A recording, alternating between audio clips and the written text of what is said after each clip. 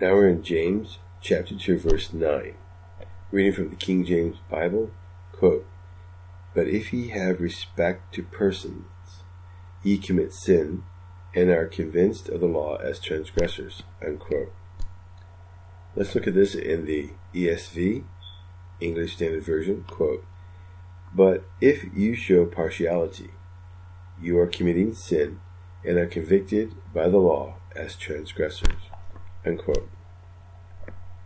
Young's Literal Translation, quote, "And if ye accept persons, sin you do work, being convicted by the law as transgressors."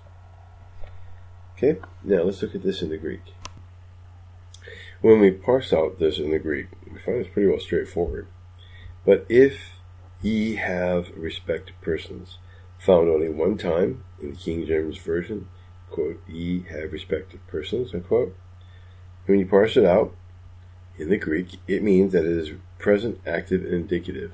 It's being done now, and it is a fact.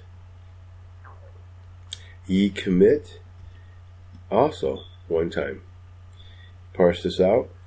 Present tense, middle or passive deponent, voice, indicative mood. So we know it's being done now, and that it is a fact.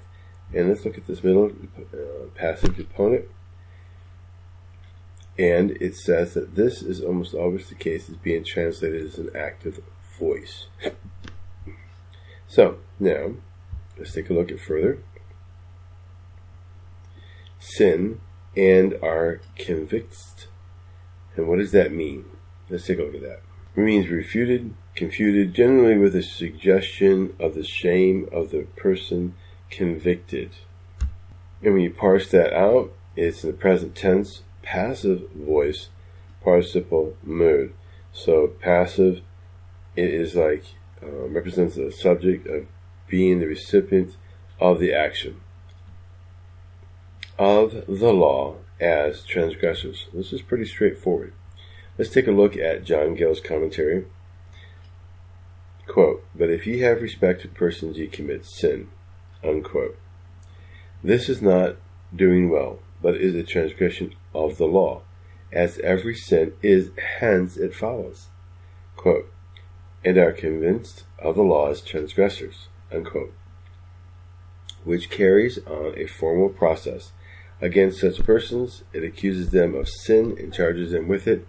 It proves it upon them and convinces them of it. It pronounces them guilty and curses them for it, and passes the sentence of condemnation and death upon them. Wherefore, care should be taken not to commit this sin, and so fall under the convictions and reproofs of the law.